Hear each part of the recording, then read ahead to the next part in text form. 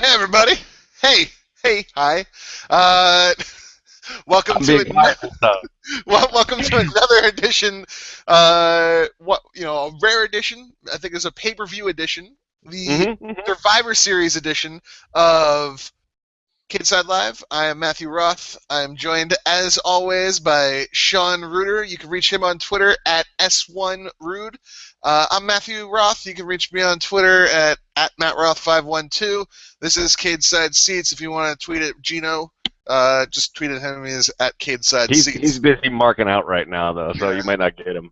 You're probably not going to get him. He's probably running around with no pants on. But, today was Survivor Series. Sean, I'm happy. I'm happy to see your face, man. Good to see you too, man. We are consistent. I think this is our first one since the last pay-per-view, so Yeah, like we we're are settled into this rhythm. Yeah, like here's the thing. This isn't great for me. I have the Cowboys game going on my TV right now on mute because Sean, you're a Pittsburgh fan and you've had to not watch the Steelers and because of the Cade side stuff. I'm a Cowboys fan, and right now they're in a shootout with the Giants. So I kind of don't want to do the show, but we gotta. We promised it. We're gonna do it. When I asked you today, I totally forgot the Cowboys were on tonight. I was out because the Steelers are off this week, so I wasn't even thinking football. And Yeah, no, you're a good man, Matt Roth. You're a good yeah, man. I'm watching it. It's just this is taking precedence right now. I hear you. It's close too. It's Yeah, dude, this is a shootout. It's 20. It is right now. It's 24-21. Yeah, hoping Dallas pulls this out, man. yeah. All right. Well, let's. You can chime in where you need to. I'll drive. I'll drive. All right, Let's all see. right. Let's start. Well, we started with the pre-show. We'll get to Actually, the end. but before we actually break down everything, Okay. we'll just do a quick rundown. All right. So opening the pre-show, Fandango re-debuted, beat Justin Gabriel. Jack Swagger defeated Cesaro. We had The Miz, Damian Sandow are now the tag team champions in a four-way match between the Dust Brothers, Los Matadors, and the Usos. The Divas had a Survivor Series match that was dog shit, but Natalya, Alicia Fox, Naomi, and Emma defeated Paige, Cameron, Summer Rae, and Layla. Adam Rose and the Bunny defeated Slater Gator. Bray Wyatt defeated Dean Ambrose by DQ. Nikki Bella defeated AJ Lee in what can only be described as a Kevin Dunn booked match.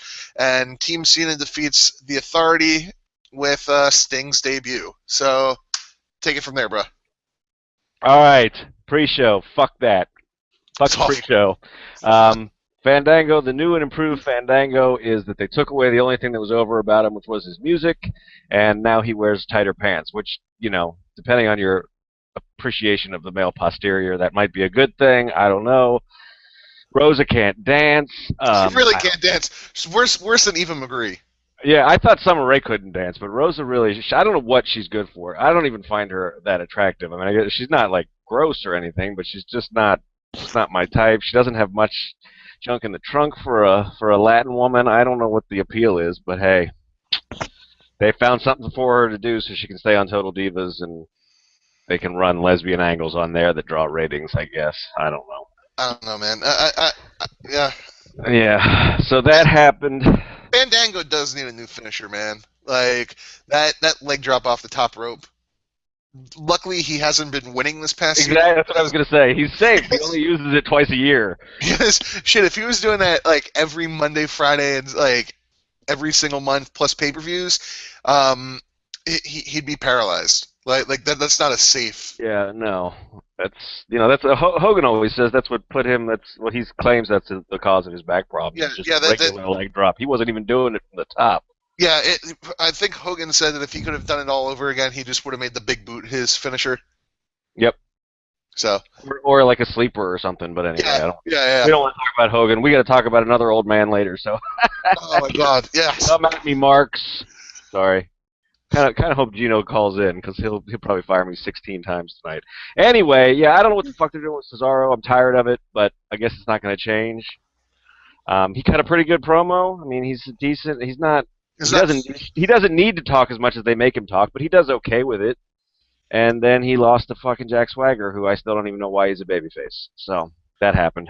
I, Cesaro and Swagger, they had a pretty decent match. They always do, yeah. But Yeah. like they have good chemistry. That Cesaro is one of those guys where, look, if you're not going to do anything with him, just put him in NXT and let him work with Sami Zayn and Adrian Neville and Kevin Steen, Prince Devitt, and Kenta. Just let that happen. Because like I'm cool with that. That'll keep me paying $9.99 a month if I get to see that those matches every single week. Cool with that. I don't want to see him get squashed because you can't figure out, creative has nothing for him, which is the biggest bullshit in the world, but welcome to WWE where creative really doesn't have anything for you. Yeah, I mean, I guess one thing we can take away from tonight is if you hang in there long enough, you might get to close a pay-per-view. But because he's getting treated the way Ziggler was getting treated for about this time last year. So that's true, and Damian. But God, it's hard to watch. Yeah. Especially because he deserves better, and he actually can work a match, and I think that's the big problem is that the people that were working above him, they can't work like him. Yeah, I think but I don't know. It's really we've talked about it before. It's one of the most frustrating things about watching the product right now. It's the way they treat him, but maybe I don't know. I don't know why they would do it because they can use him any number of ways that don't involve putting over Jack Swagger, but right. I don't know. So that happened. Then we got a lot of talking. This was up until the end. It really felt like Raw. There was a lot of talking. There was a lot of recaps. There was filler. There was matches set up on the fly. It was not exactly the best showcase for your free WWE network. This is why you guys need to buy this. Yeah. So Vince came out and set up the main event again and upped the stakes by saying that Triple H and Stephanie would lose any control over wrestling, basically, if their team lost, and that the only way they could get it back would be if Cena hired them back. So look for that to piss everybody off later on. Which is going to eventually happen. Oh yeah. I already have a prediction as to how it'll happen, but I'll save it for later. Yep. I don't know. This it didn't make sense to open a pay-per-view like how you open Monday Night Raw. Yep. If that's your way of getting people to want to keep the network, I don't know, man. I really don't. I don't get it because I get that same promo every week basically. We got this pretty much this same segment a couple weeks ago when Vince returned. Right, and I think that's what's kind of crazy. I get it. You do need to set it up because people may not watch Monday Night Raw and they want to get the actual story, but do it on the pre-show. That's what your pre-show's for. It really is. You don't need to do it on the pay-per-view because I'm not paying $9.99 a month to get pay-per-view for Monday Night Raw. I'm watching pay-per-view. Right. And yeah, and they did it. They set it up this way, and then they also had video packages that were like 5 minutes long later on that just reset it up. It was like Raw. It was like when they show you the opening segment of Raw 6 times during Raw. So that was kind of a recurring theme for much of the night. So that happened. John Cena got to be all John Cena. I hate John Cena. I hate him so much. You have no idea. He's honestly he's the god damn it. He's just the most boring character they have. I don't hate him. The Giants game. Fuck. All right. Continue. Oh, sorry. All right. So then we did that, and I've got ESPN up too. I'm trying to watch both myself. So we did that, and then what did we do? Oh, then we had the tag match, the fatal 4-way with the announcers telling you over and over again how the rules didn't make sense, and I don't know. The announcers were pretty horrible tonight, all night, even through the excellent ending. I thought this match was This is the one Miz and Mizdow won, which was the right call, and the ending was pretty awesome. I just thought the match itself was kind of sloppy, and I mean it was fine. It was a four-way tag match. It was pretty spotty, and it had some cool spots, but I don't know. The big problem with this for me is that I don't think the crowd had any reason to care about almost anybody, and the only team that seemed to know how to work the crowd, which the crowd was all about Mizdow, the Stardust, the Rhodes brothers actually played up to that, and Stardust did some taunting based on it, but the Matadors and the Usos just walked around like they didn't realize the crowd wasn't into them, and so yeah. The Usos are. I don't know, man. The Usos, they are getting their own documentary tomorrow after for some That'll be exciting. that'll do record So much better viewers. than that Stone Cold Vince McMahon thing, but Yeah, I mean, like here's the thing. It was a good match. That I don't understand how El Torito gets involved and there's no DQ or whatever. the DQ rules were fuzzy all night too. So There were no DQ. There was no DQ. no, This was Extreme Rules. except in one match that finished on it, but yeah, that finished on a DQ. The one match that probably should have been no DQ. right. But I don't know. The Dust Brothers are obviously really good. The Usos, I can't stand them. They're very bland, but they can know how to work a match. I thought this was a sloppy match, but it was entertaining. I would say the same thing. Yeah, this wasn't a bad match at all, but it wasn't a classic or anything. No, it was If sloppy. it ended up being the match of the night, it would have been a pretty shitty show. Yeah, and the thing is, up until Wyatt Ambrose, it was the match of the night. It was, yep. And that scared me. I don't know. I liked the finish because one Damien said, "I'll take in the pin." Awesome. Yep. Seeing the Miz, just his reaction and his face, like, what the fuck just happened? Awesome. Mm-hmm. And then the Miz takes both belts. Yep. Doesn't even give one to Sandow. And is just holding both. And Sandow's doing the same mimicking with no belts in his hand.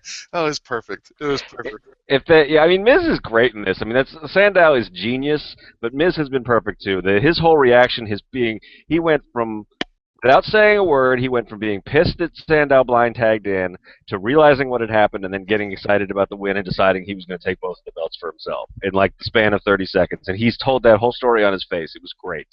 If they do this right and they let this simmer and they let them hold the belts for, like, I'd say about 3 months probably, I mean, you could end up turning Mizdow face and having him face Miz at WrestleMania will be a hot fucking mid-card match. Oh, yeah. Like huge. So I hope they don't fuck it up. I ended up winning some money tonight. Yeah? I just saw. I don't know if anybody is familiar with the website Countermove. It's a fantasy football for MMA, but they've been dipping their toes into wrestling with like free games where you can win like maximum of like $30 all the way down to like $2 or $1. I won $4 tonight on Countermove, so I came out on top. Congratulations, dude. Ninth place out of looks like 400 people or so, because that's why I get paid to do the show. Nice. Ninth out of 500 people. Did Anyway, you parlay that with the Cowboys? I wish, man. Fuck. I don't know. It wasn't a bad match. It just wasn't great. It was sloppy. Yeah, and like I said, yeah, the Usos. I mean, I don't hate them. They have no character, and they don't seem to get. They seem to get the like, here's how you work a match, but they don't get any of the other stuff. It's part and parcel of having no character. They like don't know how to work a crowd outside of anything. I mean, they're just I don't know. And the Matadors, I don't know. I really used to like them as Primo and Epico, but this gimmick is just. It's awful. It's awful. Yeah. And I'm gonna say the Usos looked slow tonight. Like it looked like they didn't get like a warm up or something. Like they looked really, really sloppy. I don't know. It wasn't the tag match that I think that the WWE thought it would be, because they've been booking gold when it comes to the tag division. Yeah. 3-man tags and just like 4-way tag matches. Every single one of them has been gold for the past year or more. I think this is where it caught up to them, because they've been getting away with them because the guys have been delivering in the ring.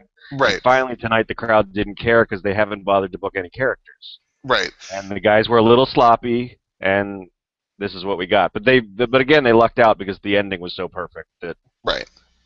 And we'll forget about it. yeah, I mean, look, we've had a really good 2 years of tag matches.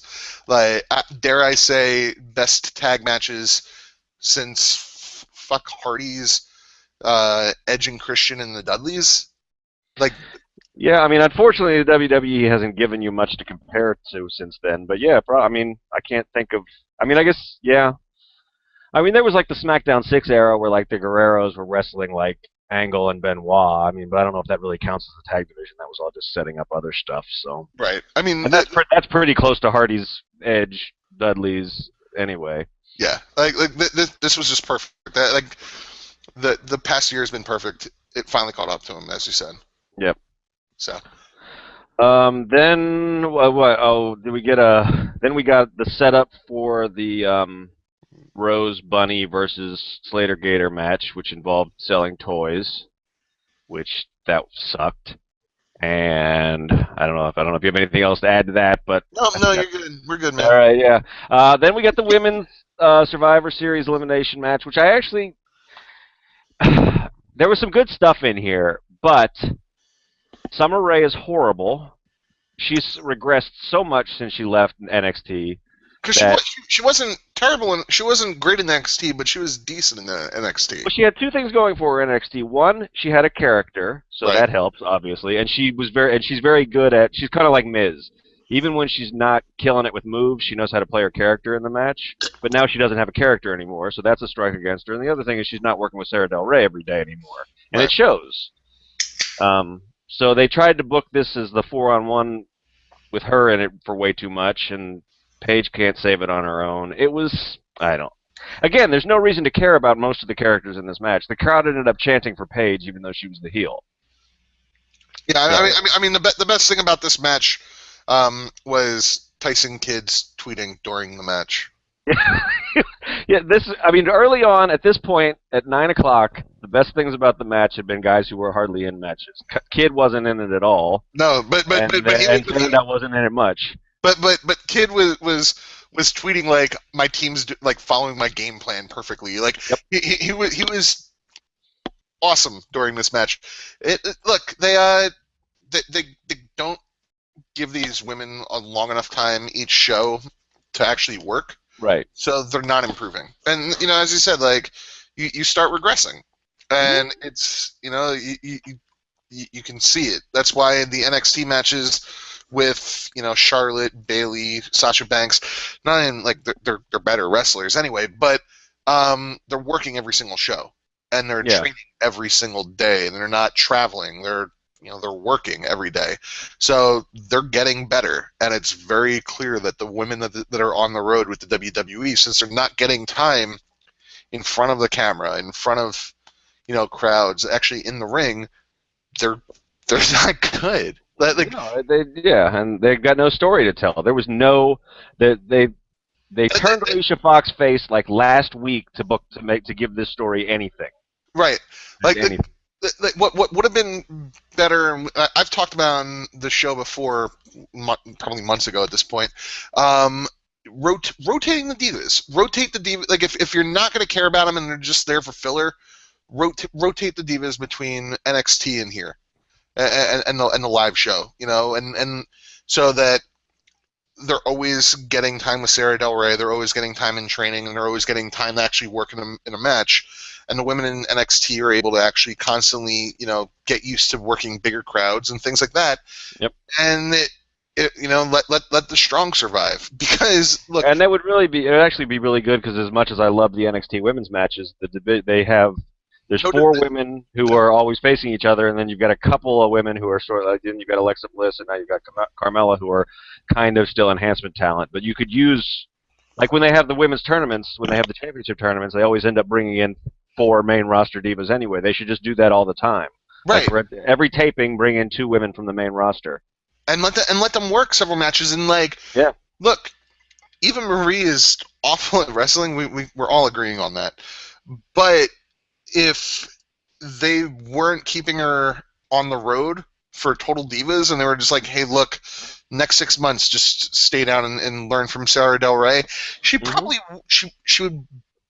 wouldn't be awful. She wouldn't get worse. I guarantee you that. I don't know. She couldn't get worse, and Right. it was very clear that because they don't have none of these women have characters except for Paige, kind of not really. Um, this Yeah. match was strictly booked for 6 months from now, so they can show it on E during an Hmm. episode for Total Divas. That was the only reason this was a real thing. That was it. Like this match doesn't happen without Total Divas, and it sucks because Paige deserves better. Emma clearly deserves what Emma like it. I don't know. I'm Yep.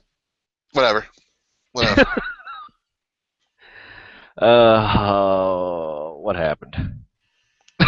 So it was a dumpster fire, man. Like, okay, so I wasn't sure. I wasn't sure something happened in the game. I was flipping over. uh, Too much multitasking.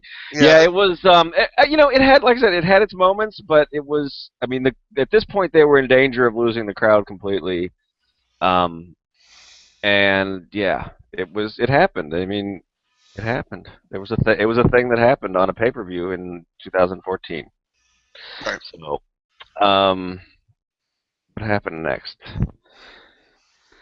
When did we get the people in the thread are talking about the Roman Reigns promo, which I guess we have to talk about too. When did that happen? I'm reading through the play-by-play, so Okay. we'll talk about All the. right. I didn't know. I can't remember when it happened. So. But next was the Dean Ambrose Bray Wyatt match. Oh, okay. All right. This was the turning point for the night for me. Um, Dean Ambrose and Bray Wyatt. I don't get it. I don't get why they had a match. It's well played. I agree. I agree. But like, if there's one person in the WWE that should have a beef with the Authority, it's Dean Ambrose, Hmm. and Yep. he's not in the final match.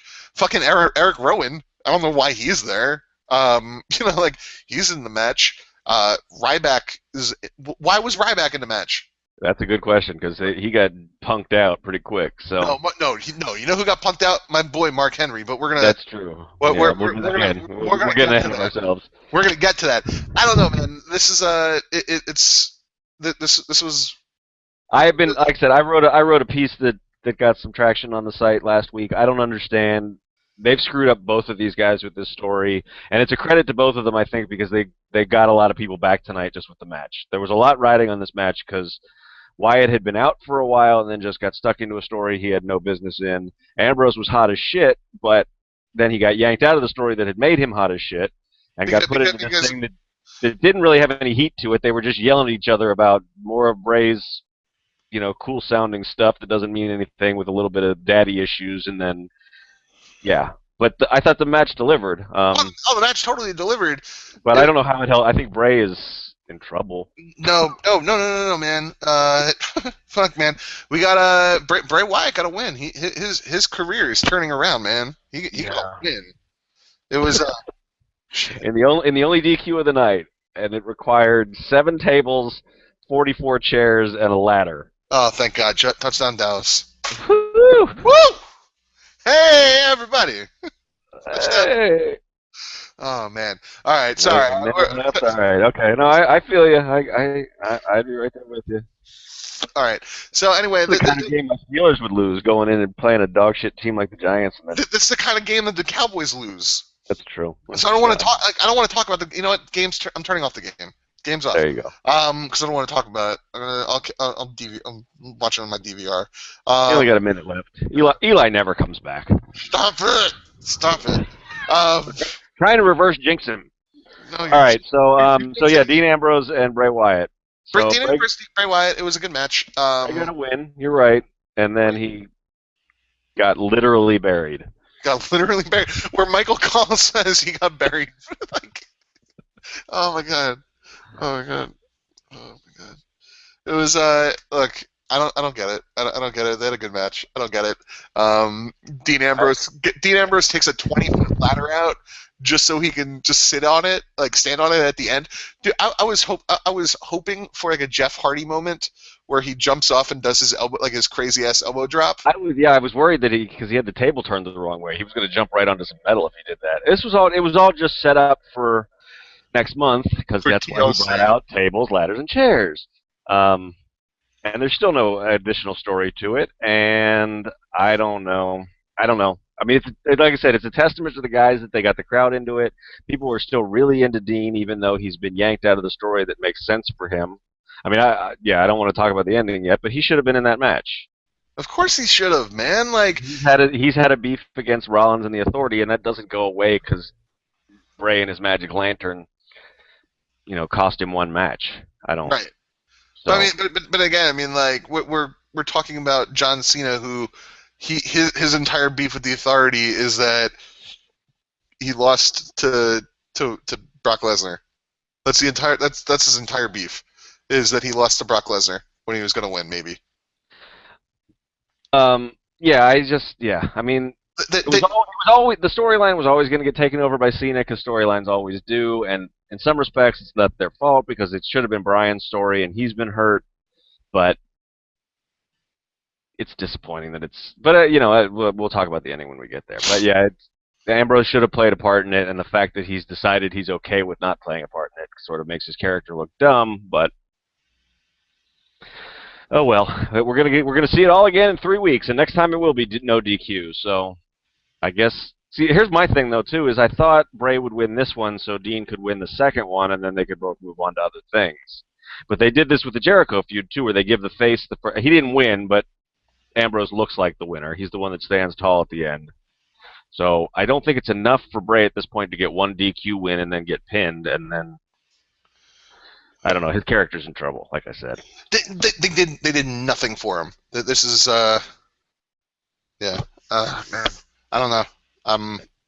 Huh. Bray Wyatt debuted with so much potential. Yeah, and he still has it. I mean, the guy's a great Kind performer. of. They won't give the character any stakes, and that's my other beef about having Harper and Rowan in the main event. Is it this whole like I fixed them and now they're going to go feud with each other, both signing up, one signing up with Cena and the other one signing up with the Authority when his whole thing was he was going to tear down the machine. None of that makes any sense now. That makes him look even. I mean, he doesn't even look like a good prophet. I mean, just the vignettes don't make sense, man. Like, oh hey, I'm gonna release him. I'm releasing him on the world. Yeah, there's no. When did they get released? He released them, and now they're. Now they're actually in the main event scene, and he's getting buried. Yeah, and he's not. So there you go. It worked for something. Good job, Bray Wyatt. Fuck. So, but it was fun. It was a fun match, and and like I said, I mean, Ambrose basically just like cleaned out a Home Depot for 15 minutes while the crowd went ape shit. So the guy, there's the rumors that Vince doesn't think he's a main eventer, but he's got charisma that you can't teach, and he's going to be fine. So. Oh no, he'll be fine. Bray Wyatt's done. I mean, he's going to have to be retooled somehow or something. I don't know. Again, put him back down in NXT. Like if you really, maybe I'm kind of like being a defeatist at this point, but I think that if creative has nothing for you, it's not a bad thing to go back down to developmental. No, it's not. I mean, I don't think at this point NXT almost isn't developmental. It's just it's just another show. NXT, yeah. I mean, yeah. Show. And like, that's what Tyson Kidd's proving too. I mean, that's where his comeback started, and it's where he's still. I mean, shit. People every week. Titus O'Neil had pretty good matches down in NXT. I wouldn't go that far. They were pretty good. Titus O'Neil, they were pretty good. For Titus O'Neil, okay, but they were still mostly like bear hugs. Yeah, no, I mean like, they were mostly bear hugs and But man, I don't know. It seemed like he was turning a corner, and I mean, it was nice that he actually had a story for the first time in forever. I don't mean to keep harping on that, but that makes a big fucking difference. He actually had some time to establish a character, and he had a story down there, and so. It seems like maybe that's what they should be doing. I don't think there's anything wrong with it. I mean, they run out of. I mean, maybe if they, I don't know. I like NXT as an hour, but maybe if they did make it 2 hours, then you could do more career rehab down there and still get other guys in. I don't know. I mean, Tyson Kidd's actually a main event player down there, and he's You know what? He's awesome in the ring too. I mean, yeah, so but he's retooled to actually create a character. Mhm. You know, like the whole fact thing, it Yeah, worked for him. that's it still amazes me. I love it. It's one of my favorite things now. But when he first did it, I was like, oh god. But But it works, and they and you know they don't want to do that with guys on the roster. They should have done it with Fandango. They really should have. Like I at don't some know. point, they're gonna have to give Johnny Curtis another gimmick. That's I, Bray's not in that much trouble. there was rumors that he was going to have like a brand new look of brand new Fandango, I was actually hoping, you know, for like a worked shoot kind of thing, where he comes in the ring and he's like, for the past 2 years, they've been having me as this ballroom dancer, and I'm dumbing myself down to be with you guys and talk, you know, to be on TV, and that's not me. And he goes back to like, it would have worked because Johnny Curtis is actually a good wrestler. Mm-hmm. And he like, if you remember, he's a funny guy too. I mean, he's a funny guy, but he can also be a real he's a good promo. Like he's not a bad promo, and they could have made it work if they had like a work shoot kind of where it was just like, for the past year, 2 years, I've been dumbing myself down for you guys, and I'm sick of it. I'm sick of being Fandango. This is who I am, and like you don't need to call him, you know, Johnny Curtis. You can come up with like a Kevin Owens or like a Kenta or like a, you know, Finn Balor or something, like, this is my real name or whatever. But it would have worked, and they didn't do it, and instead we're getting Fandango in tighter pants, and he wrestles in a shirt now. Latin Fandango. Yeah. It's not. It's yeah. He'll be back on main event and superstars, and then he'll disappear again in like 3 months. So dumb. It's so dumb. Yep, it is. It is. Yeah. So yeah, I don't know. They need to start over with Bray. They need to have him like really terrorize some people or turn him face or something. I mean, but they need to do something drastic because right now people have been trained to not take him seriously, and tonight didn't really change that, in my opinion. So No, you're totally right. Um, next we got backstage. The Authority is receiving a speech from Triple H, and Rusev is wearing flip flops. And Triple H is good in this role, man. Like Triple H, say what you want about him, blah blah, like whatever you want. That guy can cut a promo. Like he can be the I'm gonna pump everybody up kind of guy, and it works for him. And I don't know. I enjoyed this segment. I enjoyed Rusev being in flip flops because it was so dumb. It was so dumb because he had this big goofy grin on his face. It was awesome. yep, he's yeah, and Rusev was wearing flip flops, so that can't be said enough. That's the only thing I really remember. I can't remember the promo. I remember I was like, oh, this like Triple H is really good speaking. It's not. He's got a good Newt Rockney speech, and he got in a little dig at Seth Rollins, so they planted a little bit of a seed there that maybe there could be some issues between them now, but it'll all depend on, you know, what we hear tomorrow about the Authority being out of power and everything. Yeah. So, but it was a backstage Raw segment, so. But Triple H got his team more fired up than Cena got his team fired up. Yeah, but Cena sucks. He does. And him and Big Show trying to start a chant that the crowd no-sold was a sneaky good moment of the night. But, yeah. So the stakes were high. In case you didn't get it from the pre-show stuff and the opening promo and the video packages and everything else, Triple H did his best to sell us on the stakes being high in this segment, too. And Rusev wore flip-flops. Yeah, Rusev was definitely wearing flip flops. He's rocking them. And I posted a screen cap in the thread, so everybody can love Rusev wearing flip flops. And that's how you tell a man is a badass, when you just stand there with your medal and your belt and your MMA shorts and your flip flops, and you don't even care. So stupid. And they're the split toe version too. That's He's wearing thongs. This is so good. This is like, I'm so happy that this screen cap exists. It's good. That is good stuff. Oh man. All right, what happened after that? After that, we got Adam Rose and the Bunny versus Slater Gator. Oh, fuck. I really didn't watch much of this. I went Uh, and got the, a soda. the bunny steals the pin from Adam Rose and then does Yeah, I saw him and get does the mad. I trust saw the aftermath, as it were. and does the trust fall and that like let's just leave it at that. It was nothing. It was stupid. Push Slater Gator. Sorry, that's all I have to say to that. Poor Heath Slater. He's jobbing to the bunny. But at least he still got a job, I guess. So he actually has the job. Like he doesn't have to do. He's their top enhancement talent. yep, that's true, and he's really good at it. And it's not like he's ever been positioned as serious, other than the Nexus. So.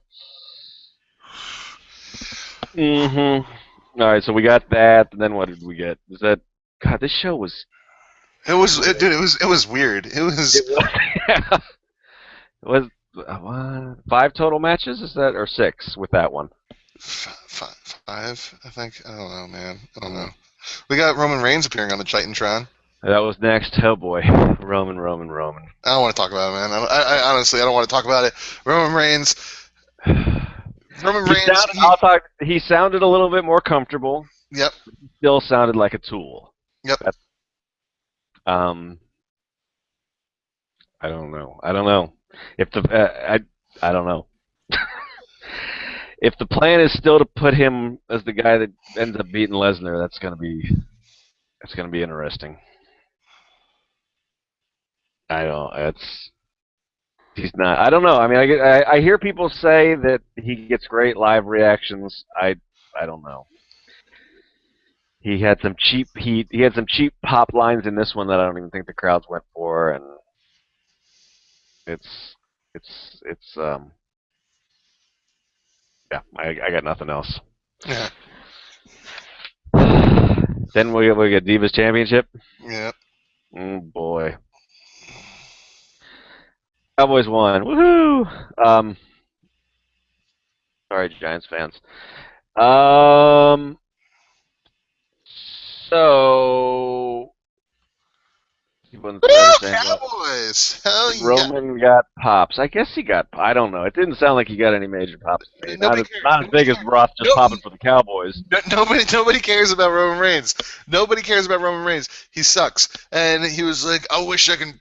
What did he say? I wish I can holster. He said, "I wish I could cock this." He said something about making his cock, making it rain. I wish I could cock this and make it rain in there. Yeah, and he called St. Louis the loo, which at least they weren't in England, so people thought he was talking about the bathroom. And then he said "bitch" right out of the John Cena "I'm cool" playbook, swearing to be cool. And yeah. It's I don't know. He's not. If they have him come, I don't know. It'll be interesting to see if they have him. If they have him come back as like the big surprise entrance at the Rumble, Philadelphia might shit all over him. Legitimately shit on him. Literally, right. Actually, throw feces at him. For the people that don't live near Philly at all, and or the people that live in other countries, you have to understand, Philly is called the city of brotherly love. They're the worst people in the world. It's ironic, yeah. Like the people from Philadelphia are literally the worst people. Think every terrible person in history, and they all live in Philadelphia. These are sports fans that will vomit on your daughter, the worst people in the world. They have a prison underneath their football stadium because people get in so many fights. This is the worst. And so if they Philly will shit literally shit all over Roman Reigns if he's a surprise entrance and he wins the Rumble. It will be I'm actually kind of hoping it happens because I want to see just feces flying everywhere on the WWE. It might. I mean, this is the town that gave us ECW, so it won't be pretty if they don't do something different with his character, and I don't know. I don't know. So hurry back, Roman. We all miss you, buddy. Can't wait, Roman. Can't wait. Oh dear, that's you know what was the one thing that was worse than the Roman Reigns segment? What's that? The Divas Championship match between AJ Lee and Nikki Bella. Yeah. So somebody on Twitter broke it down very well. Daniel Bryan's wife Mm-hmm. cost CM Punk's wife the Divas Mm-hmm. Championship, who got pinned by John Cena's girlfriend. That kind of just describes the WWE perfectly. Yeah. Where To get so that John Cena's girlfriend could win the title from yeah, CM Punk's wife. so That's bad, important. Yeah. so bad, so If this bad. had been, I know what they were trying I to do. can't. I I know what they were trying to do, but you have to know that AJ Lee is married to to CM Punk, and you need to know that Brie Bella is married to Daniel Bryan, and you need to know all these things. Well, you don't need to know that. They could just, if they had, this is my problem with a lot of the end of the show, as awesome as some of it was, is they didn't, there's easy things that they could do with the story to sell it, and they don't. So I mean, you could have just had, at any point, mentioned that Brie was pissed that AJ had cost her husband the title at WrestleMania 28, and then you'd have some setup for this. Instead, you just get, they kissed, and Brie That's it. might be a heel, and, uh, They kiss and scene. yep. Like, They reenacted the 18 seconds for the Sheamus, Daniel Bryan thing, kind of, except but this but was but it, but not it his didn't make win. sense. It No, really exactly. It makes no sense. like Brie Bella isn't AJ Lee's manager or valet. Like she has nothing to do with AJ. Oh my god, why?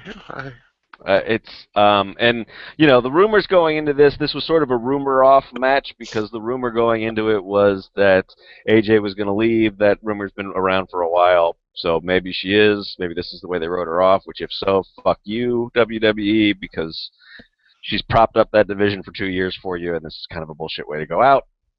The other rumor that was in play was that no Total Divas cast member can hold the belt, so that is obviously not true, at least not always. So now the belt can be a prop on that show for a little while. I mean, it was time to give Nikki the belt. She'd earn it. She's gotten better in the ring. Um, It feels but it feels deserved in that Nikki actually can she's decent in the ring now. Like she can have a match. yeah, Um, yeah, so it's not like when it was Michelle McCool and Layla and what the Divas division was 3-4 years ago, where right, that was the lowest, I think. Not, and Kelly was your champion. Like right. Nikki Bella can actually she can do some decent moves, and she can and And she works a different style. She is the only one that does a lot of power moves in the yeah. division. Paige does some, but Nikki does more. Or at least that's her base style, is power moves. What happened to Tamina Snuka, by the way? I just She got hurt, and I guess it's bad. I don't remember what it was, but I mean, it was something that was going to keep her out for like a year. I don't know if it was a surgery or if she broke something. I can't remember. Um, yeah. And I don't know. I mean, I guess Brie Bella turned heel here. That's also not set up at all. It just happened, but it wasn't. It didn't look like she just did the distraction thing because Nikki told her to. She had a big smile on her face afterwards. Um, so yeah, that's I've it was bad. It was a whole lot of bad all mixed into. The first Divas match of the night, they got time to work, but they had no story to go with it. This one, these guys could have worked, and they even had a story, and they threw the story they had out the window and didn't let them work at all. which that it sucks. That bothers me. I don't know, man. Yeah. Like that bothers me because you actually do have a story, Mm-hmm. and like reenacting the WrestleMania, it's stupid. It's really dumb. You don't need to do that. And if, Yeah. as you said, if AJ is leaving and this is like her last match in the WWE, like fuck you, really, because at one point she was one of the most over people, not women, most Right. over Yep. people on your roster, and she was involved in literally the main event storyline for two years, pretty much, or one of the main storylines for 2 years, and that's how you do it. You're just like, well, fuck you. You're married to CM Punk, and he doesn't want anything to do with us, so you're just expendable. It's like, no, Yeah, no. I don't think I mean, I think if she's leaving, it's got to be on her own accord. But I mean, this would still be a very like fuck you way to write her off. But I don't know. It bothered me. It bothered me. yeah, no, it should. It was, and especially on a show that, up until this point, we thought maybe they could kill some time, and you could have given these girls 10 minutes and taken away 2 of those video packages, or not had Adam Rose play with toys with the bunny for a while, or any number of things to make up for 10 minutes to let them have a real match. Because I think it was the right out. I mean, I think, like I said, I think the title change was the right outcome, but this right. was not. This was a bullshit way to do it. It was just the getting there that sucked. Yep. So. Yeah. Yeah. So then we. Then we got the announcement that Bray Wyatt versus Dean Ambrose is happening at TLC. Yep. Yep. It's a TLC match, and then we got the main event: Team Cena versus Team Authority. Mark. Everybody got entrances. Eric Rowan has some jazzy new music. You know what? I'm not a fan. I'm not a fan of the music. I liked it actually. I mean, it's the first time I've heard it, so I didn't get too into it. I'm not sure why Eric Rowan's getting a push with his own new music, but if he's got to have it, that's not a bad way to go. Yep. The start, it was Mark Henry just getting super, super pumped up and saying things like, "I'm gonna murder you," and then after that, "I'm gonna murder you, and I'm gonna murder you, and then I'm finally gonna murder you," and then he gets punched in the face by Big Show, and that's the end of it. They killed the black guy first. They did. It was just like every horror movie you've ever seen. Every single horror movie. This doesn't. Here's the problem. This part doesn't make sense if with part of the match. Right, and we all thought that they were setting up a Big Show Mark Henry feud, which this seemed to do, but then they couldn't control themselves from turning Big Show for the 400th time in his career. So. Spoiler alert if you guys hadn't seen it. I don't know why you'd be listening to the podcast if you hadn't seen the show, but there you go. It's got to be exhausting for Big Show at this point. For a while there, I thought he might turn again because he was actually never eliminated from the match, so he could technically still have come back in had it all been a trick. I said that on Twitter. Oh, did you? Yeah. Maybe that's where I got the idea that. Yeah, I was like, Big Show comes back out and says, "Lol, JK, I'm actually with Dolph Ziggler," and he comes back and he wins the match because as you said, he didn't get eliminated. He just walked away. Yeah, so I mean, this was a good match. Clearly, Luke Harper got to really look good. And Eric Rowan got to do. They booked him pretty well too. Yeah, I mean that could be a fun feud. Him. It could be a fun feud. The big thing in this match was Dolph Ziggler. I mean that's what we really should be talking about. Yep. Let's at least go through the eliminations. Big Show eliminates Mark Henry. Rusev eliminates Ryback. Rusev is counted out because he tries splashing on a table and gets knocked unconscious. Luke Harper eliminates Eric Rowan. Seth Rollins eliminates John Cena after Big Show just punches him in the face. Dolph Ziggler eliminates Kane by pinfall. Ziggler eliminates Luke Harper by pinfall. It looks like he's going to beat Seth Rollins, and then Triple H just starts pulling referees out and beating them up. Finally, Brad Armstrong comes down, starts the count, and Sting debuts, and Scorpion Death Drop.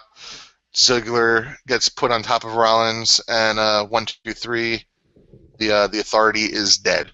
Mm-hmm. So anyway, what did you think of the match? I loved it, honestly. Saved the show. I thought some of it.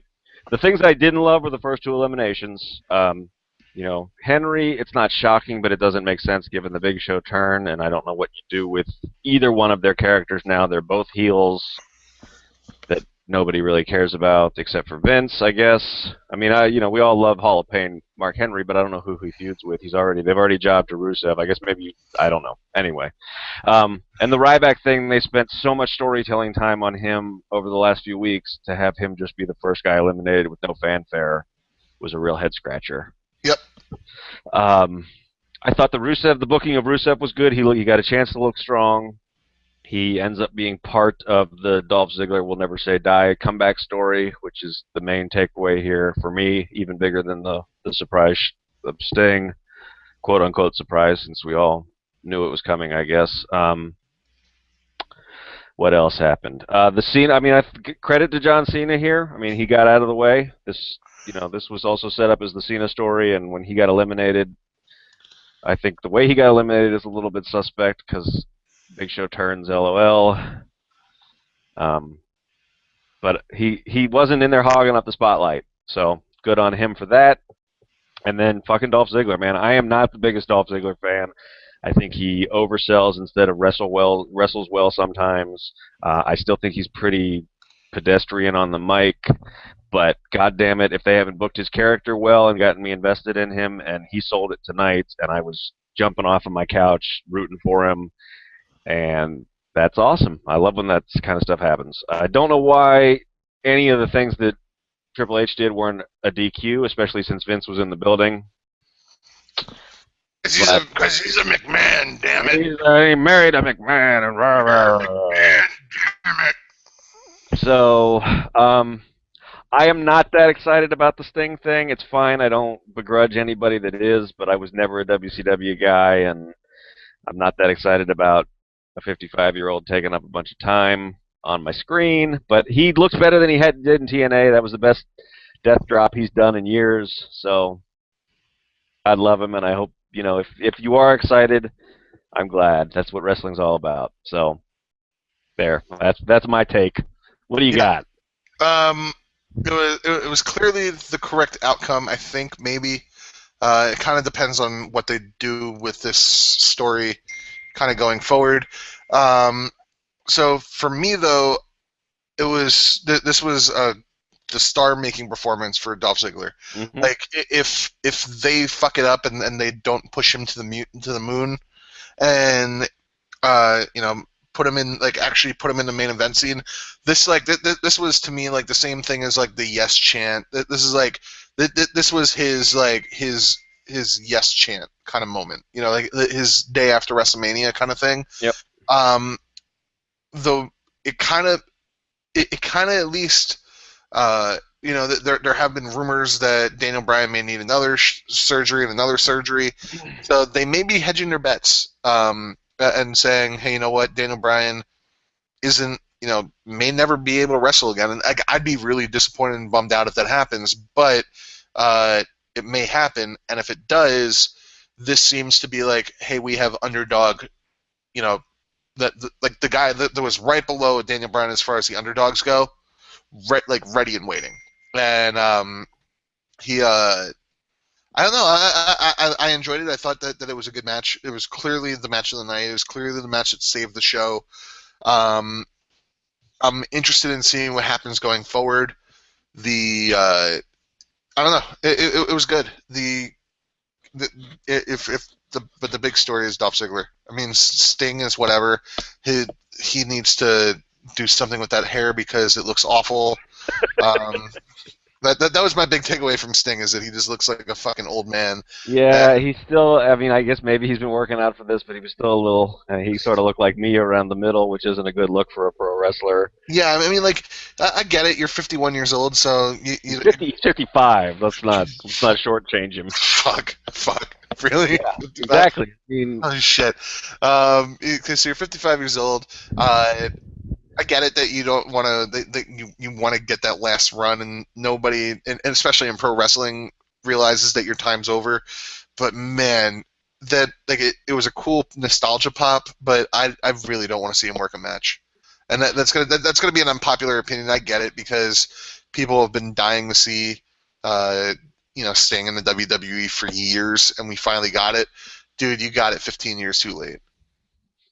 yeah, I mean, like I said, yeah, I don't begrudge anybody. I mean, it's gotten to where we're probably going to have these WrestleMania matches. I mean, we're going to have old guys come in and take up time at WrestleMania forever now, probably. And that's fine, I guess. I'm just not that excited for it. It's neat. It's a historic moment because he's one of the last guys to have never taken a check from Vince, and now he's taken one to wrestle, I guess. And Triple H can probably carry him to a pretty good match. But if anybody thinks it's going to be as good as Triple H's matches with Undertaker or anything, you're kidding yourself. You're kidding yourself.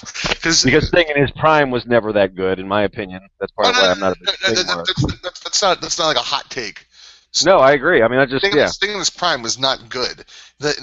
His memorable matches were with people that were actually like legitimately great in the ring. Yep. And or there was just like this amazing story behind it. So it was like, look, I get it. Everybody has the Sting image in their head because the Crow thing, and he was a guy that stood up against the NWO. You take away the actual story. The matches that he had against the NWO were terrible, like awful. That was it was some of the worst in ring work probably of his career. The shit that he was doing in TNA was awful.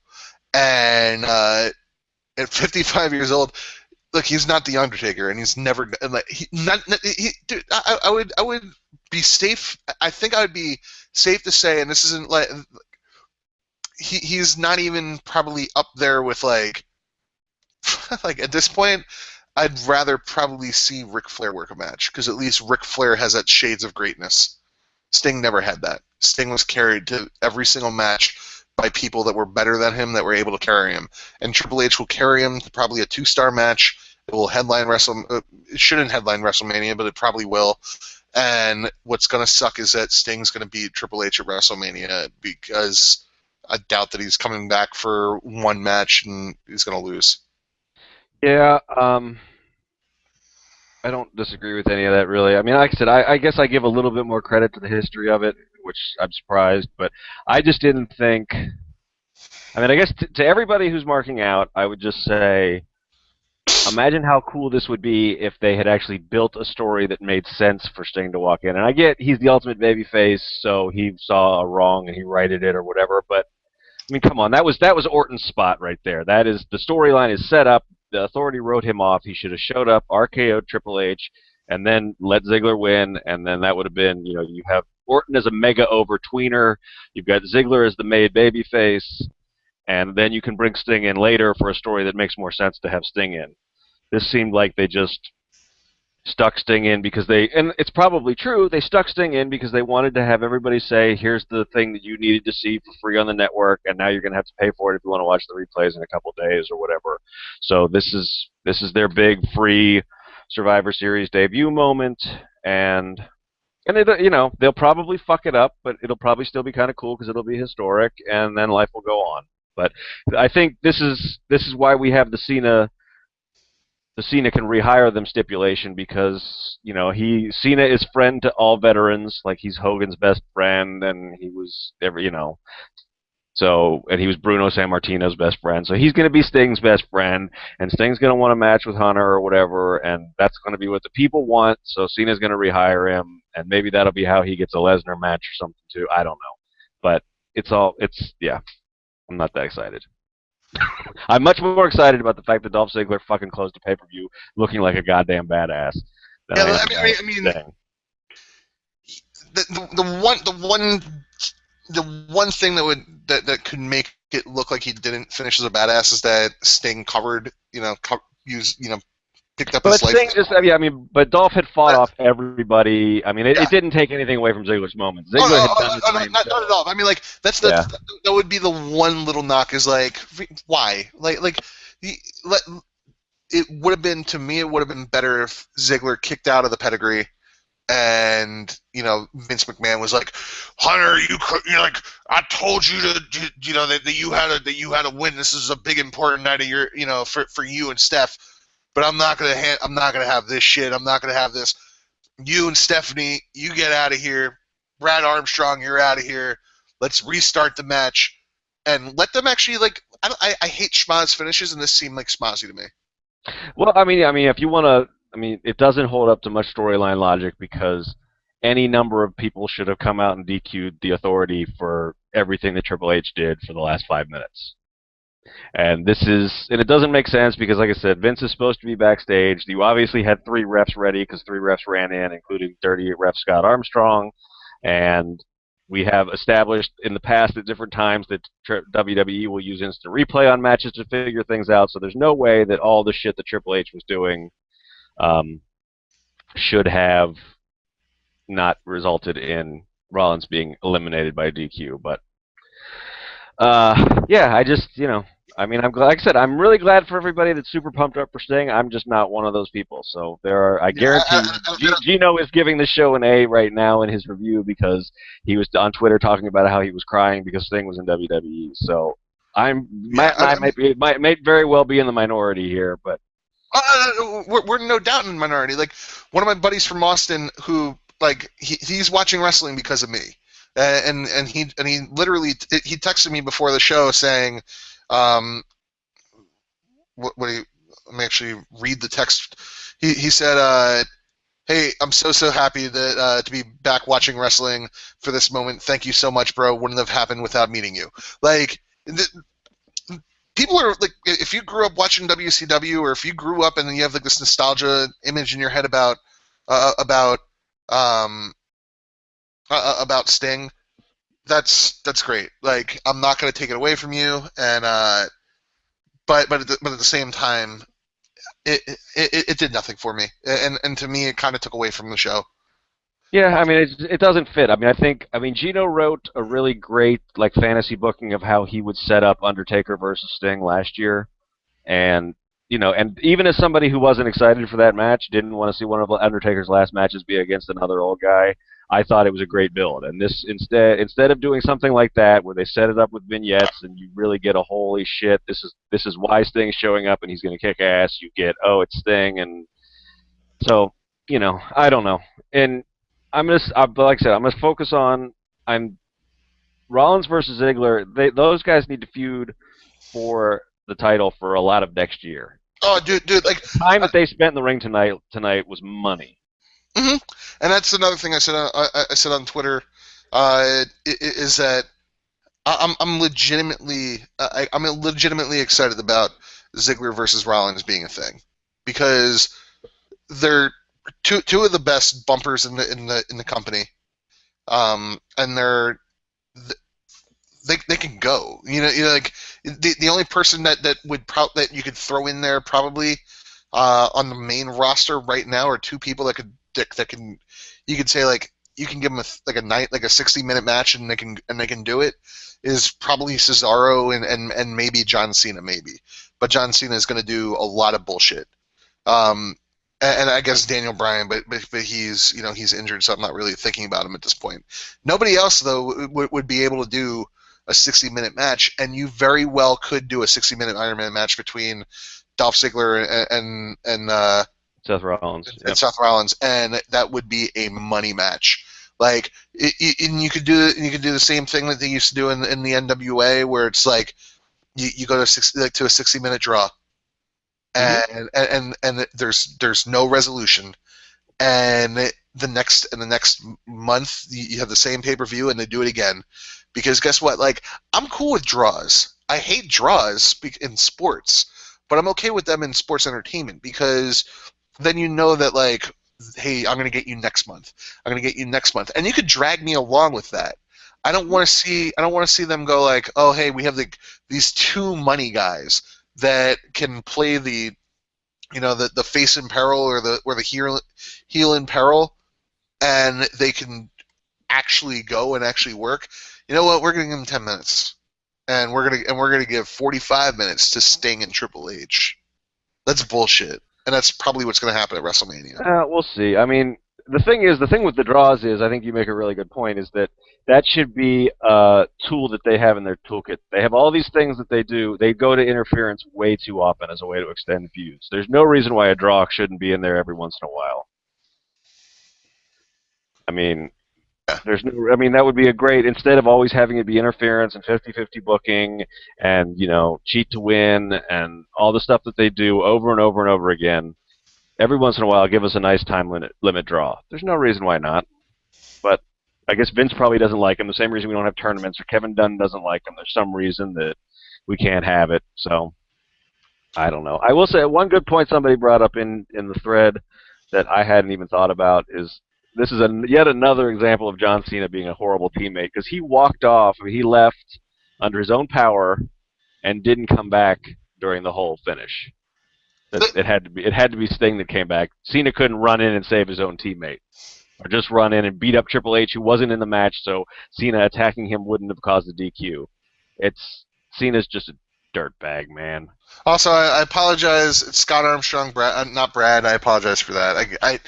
I'll be honest. I get the Armstrong brothers confused Yeah, and a lot. we're throwing a lot of names around. So And as far as the dings, that is my computer. It dings during notifications from getting IMs. Sorry, I can't turn that off. it's all Matt's friends from Philly who are dogging him for saying they're horrible human beings. Yeah, it really is. It's my cousins from Philly that are listening, and they're. I have to see them at Thanksgiving, and they're gonna be so pet. They're gonna be so mad. They're gonna be so mad at me.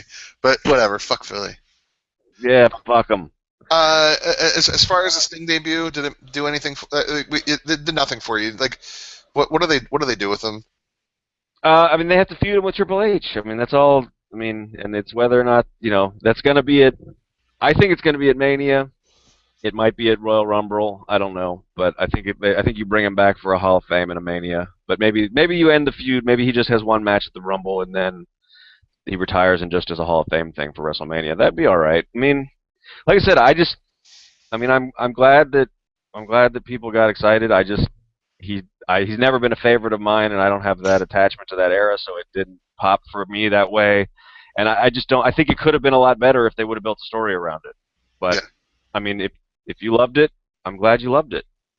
I didn't hate it. I didn't think it ruined anything. It just didn't work for me. Yeah. Anyway, So a lot of stuff did. I mean, I'm super pumped for Dolph Ziggler. I mean, this Ziggler's an example. They have built this story. This is the way we've always wanted them to do it. His Intercontinental title run meant something. He lost the belt, and now he's moving on to the main event scene. This is how they're supposed to do it. This is what we've been asking them to do.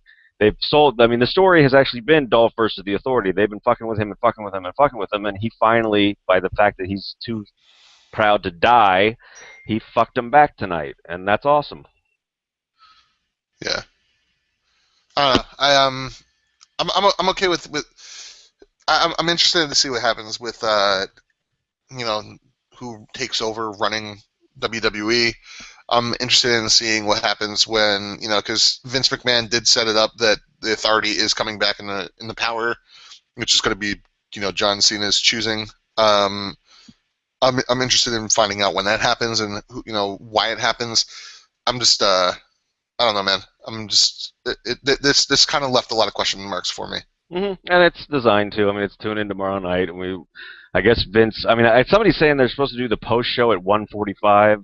I still have to write a couple things. I might even be up for it, but I mean, They're doing the post show in an hour and 25 minutes. After the second replay, I guess. That's what I think Casey or somebody said that's what the network schedule looks like. And maybe that's wrong. I could have swore they said Vince was going to address it right afterwards. But oh god, that's so dumb. We'll get it tomorrow. Oh, so dumb. We'll find out that Cena's actually in charge of Raw for a while or something. Oh, can't wait. Yeah. Anyway, tomorrow night, Larry the Cable Guy will be in charge. We'll have that going for us. oh god.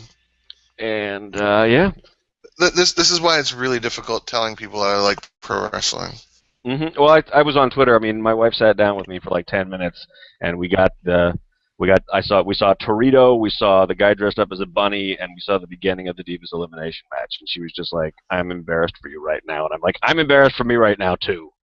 Yeah, like this is not when you should check this out. Like here's the thing. I've been joking around with with my friends in up here, where like I love pro wrestling and I don't go into the show threads and stuff, but and I'm not like a member of the Cageside community really, but I love pro wrestling and I love talking about it on Twitter. You are. Don't sell yourself short. Yeah, no, but like I'm part of the community, but like I don't post on every single thread and have conversations and stuff. I mostly post about it on Twitter, and I've been having this conversation with my friends up here. I'm like, I love wrestling, and I'm not ashamed of it, but I kind of am because people have it stuck in their head like, no, it's fake. Like it's fake fighting. You shouldn't like this. It's stupid. And here's the thing. I know it's dumb. Like, it's really dumb. It's really dumb to watch 3 hours of Monday Night Raw. That's really stupid And painful sometimes. and incredibly painful. But when it's good, like when it is legitimately good, it's great. And I'm not ashamed of watching pro wrestling when it's great. Tonight there were some moments where you're just like, my friends are right. Like, my friends are right. I shouldn't be bothering. I should have stayed at the bar today and watched football all day. I'd be getting home around now from watching the Cowboys. I should have just done that. But that end match was awesome, and you know that every single match, every single pay per view is going to have that one match where it's like, I can stick around a little bit more. I don't know. That's my end thought of the night. Sean, you have anything else to add? No, I'm busy typing with somebody on the in the thread, so I'll hang out in there for a while. I got a couple more things to write, but Yeah, all right. we appreciate you guys watching, even though we haven't been around as much as we'd like to. I probably won't be doing Raw ones for. I would say let's definitely do TLC if you're around, You and know, then maybe, maybe let's do the pay per view ones and the one and we'll see if for maybe NXT. maybe if the build to WrestleMania gets us excited, we'll start doing them a little bit more often. But for right Yeah, now, but let's legitimately shoot for NXT for the yep. for So the that takeover or whatever they're calling yep. it. Take Um, over Evolution. okay, and then we'll do every single pay per view. Look, right now, guys. As I said, our last show, football is taking precedent, and yeah, like when and you can see that in the wrestling ratings. And Um, I just can't sit through a Raw and then talk about it for an hour right now. oh my I'll be god. cranky and no one will like it. Yeah, I mean, Tired of being that's the other negative thing. John, and yeah. This was also a lot easier when I lived in Austin, and right now it would be 11:30. See, and this is what you and Gino used to make fun of me for when I was like, it's late as fuck, and you're like, you're a pussy, and No, but like, here's the thing. This is a short show for us. Our I fucking know. our WrestleMania show went like just as long as WrestleMania. Like, we went way too long for Yeah. a lot of And shows. I don't know who was listening that whole way, but God bless you, whoever you were. Oh my god! But still, the favorite show is me falling asleep on the air. That was a good one. That was you're never That, gonna. I've been nice and not brought that up in a while, but we're gonna have to dig that tape out and play it on the air for one that, of these that, or something. that was great. Anyway, good All night, right, Cagesiders. everybody. Love you. Deal with it. Bye.